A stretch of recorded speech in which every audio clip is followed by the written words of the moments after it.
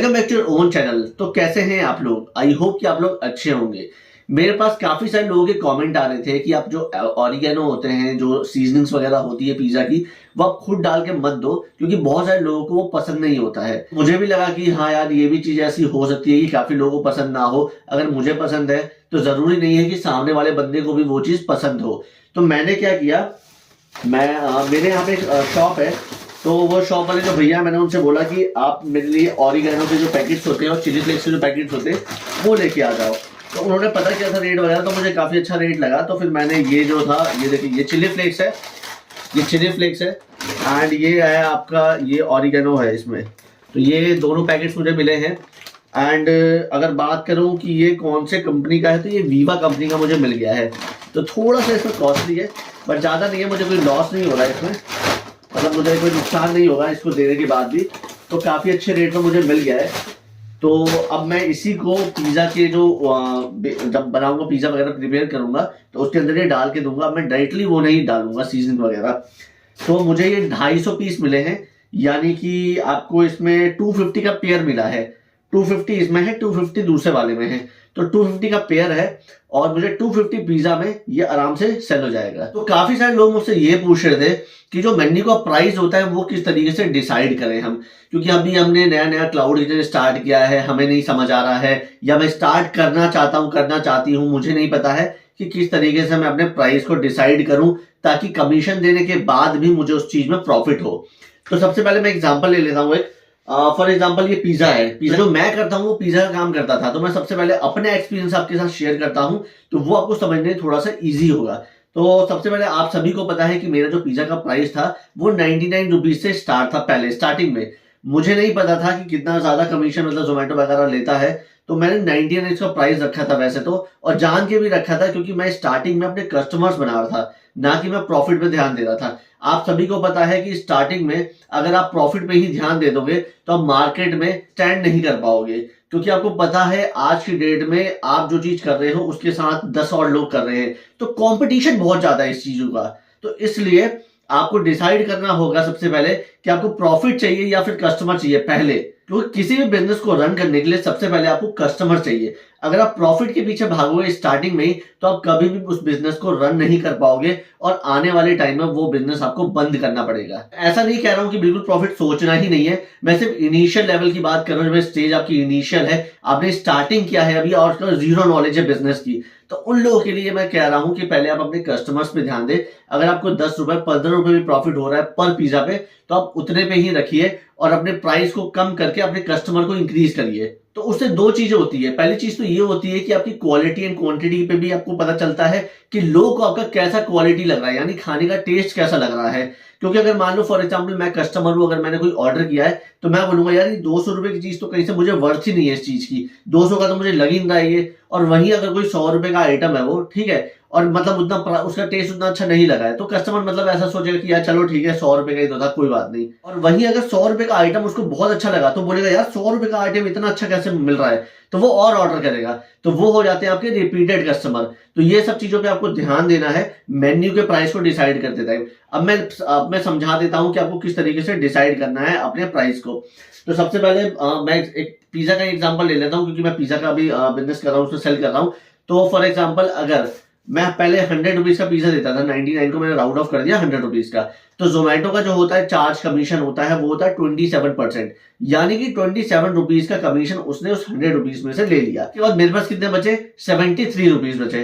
तो उसके बाद क्या आपको करना है, आपको देखना है कि मेरे जो मटेरियल है, मेरे जो रॉ मटेरियल्स है, उसके ऊपर कितना लगा है। फॉर एग्जाम्पल इस बॉक्स पे कितना लगा है, आपने ऑरिगेनो दिया है उसके पैकेट्स का आपको कितना लगा है, आपका जो बेस आया है उसके ऊपर आपको कितना लगा है। तो सबको आपको राउंड ऑफ करके एक टोटल बनाना है कि मेरा टोटल कितना लगा है। तो फॉर एग्जांपल आपका 50 रुपीज का पूरा पिज्जा मतलब रेडी हो गया है, आपने जो मार्केट में बेचा है, आपको 50 रुपीज का पर पिज्जा पड़ रहा है। तो एक पिज्जा का जो कॉस्ट पड़ रहा है, आपको पड़ रहा है वो 50 रुपीज का। तो 50 रुपीज में से आपके पास कितने पैसे बचे हैं? 73 रुपीज अभी आपके पास बचे हैं, जो कि आपने उसको दे दिया था पहले 27 रुपीज के बाद 73 में से 50 माइनस कर दीजिए, तो आपके पास कितना प्रॉफिट बचा? इसमें 23 रुपीज बचा। उसके बाद जो जोमेटो होती है वो थोड़ा टैक्स वगैरह भी लेती है, तो हम टैक्स को भी निकाल देते हैं सब कुछ।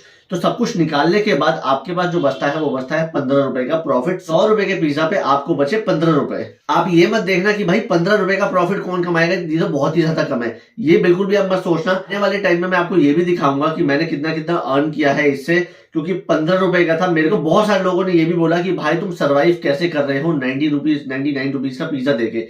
तो मुझे पता है कि भाई मैं कैसे सर्वाइव कर रहा हूं, क्योंकि वो एक टेक्निक होती है ये न्यू कस्टमर बनाने की। तो बाकी लोगों को समझ नहीं आएगा कि भाई कौन सी टेक्निक मैंने यूज की है, क्योंकि मेरी खुद की टेक्निक है और मैंने यही करा था, और मेरे रिपीटेड जो कस्टमर है वो धीरे धीरे बढ़ते गए। फिर ये चीजें आपको बहुत ध्यान में रखनी है। अगर कभी भी आप क्लाउड किचन या कोई भी अपना बिजनेस स्टार्ट करते हैं तो ये सारी छोटी छोटी चीजें आपको बहुत ध्यान में रखनी होती है। अगर आपने उससे थोड़ी सी भी गलती कर दी, प्रॉफिट के पीछे भागने लग गए, तो भाई कभी नहीं चल पाओगे, बिल्कुल लॉस हो जाएगा आपका वो चीज। प्राइस के मेन्यू को डिसाइड करते ना हमको ये देखना है कि आपने जोमेटो को कितना कमीशन दिया है, उसके बाद रॉ मटेरियल पे आपने कितना पैसा लगाया है, एंड थर्ड जो सबसे इंपॉर्टेंट है वो आपको चेक करना है। स्विगी या जोमेटो में से आप जिस पे भी ऑनबोर्ड हुए हैं, तो सबसे पहले आपको क्या करना है, उसके वहां एप्लीकेशन को ओपन करना है। उसके बाद अगर आप पिज्जा बेचते हैं, बर्गर बेचते हैं, जो भी आइटम बेचते हैं, तो वो एक आइटम आपको वहां पे सर्च करना है। पहले सर्च करने के बाद आपको पूरी लिस्ट आएगी, उन लिस्ट में से आपको देखना है कि भाई प्राइस क्या चल रहा है मार्केट में, यानी कि आपकी जो लोकेलिटी है उसके अंदर प्राइस उस चीज का क्या चल रहा है, उसी के बेसिस पे आपको अपने प्राइस को रखना है। मैंने 15 रुपए बोल दिया तो ये नहीं कि भाई पिज्जा का आप 99 रुपीज ही रख देना।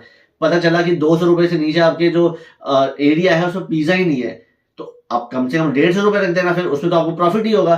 तो मैंने एक एग्जांपल लिया था, अब ये मत कर देना कि कहीं पता चला 100 रुपए का पिज्जा डालने लग गया फटाफट से, ये नहीं करना है। मैं बस आपको एक एग्जांपल दे रहा था कि हर एक एरिया में, मतलब एरिया को देख के हमें करनी चाहिए चीजें।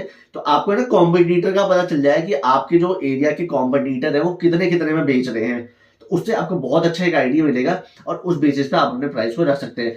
फॉर एग्जाम्पल अगर मिनिमम किसी ने रखा है 200 रुपए का कोई पिज्जा है, तो आप सबसे कम कर दो उसको, आप 50 रुपए नीचे कर दो, आप सीधा 150 रुपए कर दो उसको, तो भाई बिल्कुल लेगा कोई। पहली बार अगर कोई पिज्जा खाएगा तो यही सोचेगा ना कि यार मैं एक सबसे कम वाला एक बार ट्राई कर लेता हूँ, क्योंकि ये तो सस्ता भी है, मैं तो 200 से ऊपर ही खाता हूँ हमेशा पिज्जा। तो वो आपके यहाँ से सीधा ऑर्डर प्लेस कर देगा, और अगर आपका टेस्ट उसको अच्छा लग गया तो भाई वो हो जाएगा आपका रिपीटेड कस्टमर। और काफी सारे लोग मुझसे ये भी कहते हैं कि मेरे पास ऑर्डर्स नहीं आते हैं, मुझे 1 वीक हो गया है, 5 दिन हो गए हैं, 3 दिन हो गए, 1 दिन हो गया है। तो आप प्लीज वेट कीजिए, क्योंकि आप सभी को पता है कि आपका न्यू रेस्टोरेंट अभी लाइव हुआ है, और लाइव होते ही एकदम से ऑर्डर्स आने स्टार्ट नहीं होते हैं। कभी कभी क्या होता है कि आप जब लिस्ट करते हैं अपने रेस्टोरेंट को, तो फॉर एग्जांपल मैं आपको फिर ये दोबारा से एक एग्जांपल की उससे समझाता हूं कि अगर मान लीजिए आप कोई भी बर्गर है, आपने बर्गर को अपने अपने उसमें डाला है रेस्टोरेंट में, और अगर मैं बर्गर सर्च करूंगा तो आपको भी पता है कि आपका रेस्टोरेंट अभी न्यू है, वो सबसे नीचे शो करेगा, और उतने नीचे कोई भी कस्टमर नहीं जाते हैं, क्योंकि स्टार्टिंग में वही आएंगे जो सबसे बड़े बड़े रेस्टोरेंट होंगे जिसकी रेटिंग सबसे ज्यादा होगी। तो आपकी तो 0 रेटिंग है, तो आप कैसे सोचते हैं कि आपका जो रेस्टोरेंट है वो ऊपर आए और ऑर्डर्स आए आपके पास? तो आएंगे ऑर्डर, धीरे धीरे आएंगे, टाइम लगता है हर चीज में। ऐसा नहीं है कि आप बिल्कुल डीमोटिवेट हो जाओ कि यार मेरे पास तो ऑर्डर ही नहीं आ रहा है। अब मेरी बात ही ले लो, मेरे पास पहले दिन में 1 ऑर्डर आया, उसके बाद में भाई पूरे वीक में ऑर्डर ही नहीं आया था। फिर धीरे धीरे करते करते ये लाइन बढ़ी और फिर ऑर्डर्स आने स्टार्ट हो गए। तो डीमोटिवेट मत हो आप कभी भी। अगर आपने अपने पूरे दिमाग को, अपने पैशन को लेकर स्टार्ट किया है किसी चीज को, तो आप बिल्कुल भी ऐसे डीमोटिवेट मत हो, आप बिल्कुल चीज में लगे रहो, बिल्कुल सक्सेस आपको मिलेगी। ऐसा नहीं कि सक्सेस नहीं मिलेगी, आपको धीरे धीरे ऑर्डर आना स्टार्ट होंगे। तो आप थोड़ा सा पेशेंस रखो, क्योंकि बिजनेस में यही है, अगर आप पेशेंस नहीं रखोगे तो भाई सर्वाइव तो बिल्कुल नहीं कर पाओगे आप ऐसी जगह पे। कभी इसमें लॉस होगा तो कभी इसमें प्रॉफिट भी बहुत होगा, तो कभी इसमें लॉस भी बहुत ज्यादा हो जाएगा। तो ऐसा नहीं है कि यार लॉस हो रहा है तो नहीं मैं तो नहीं कर रहा यार। हमेशा बिजनेस में प्रॉफिट नहीं होता है। बिजनेस अगर आपने किया, नाम ही उसका बिजनेस है यार, अगर आपने उसको किया है तो प्रॉफिट होगा या फिर लॉस होगा, और दोनों में से कुछ ना कुछ तो होता ही रहेगा कभी ना कभी। तो ऐसा नहीं है कि सिर्फ प्रॉफिट ही सोच के चलो, लॉस भी होगा, बिजनेस है तो प्रॉफिट भी होगा। तो जिन जिन ने भी क्लाउड किचन अभी ओपन किया उनके लिए ऑल द बेस्ट। आप बिल्कुल ट्राई करते रहे, अपना पूरा 100% उसमें लगा दे, आपको सक्सेस मिलेगी, ऑर्डर्स आना स्टार्ट होंगे आपके पास। किसी को भी कोई भी चीजों का डाउट होता है, कुछ भी पूछना चाहता है तो पूछ सकता है मुझसे, और मैंने बहुत ही अच्छे से क्लियर कर दिया होगा शायद कि आपको प्राइस कैसे डिसाइड करना है, तो अब किसी को भी इसमें इशू नहीं आएगा। Thank you.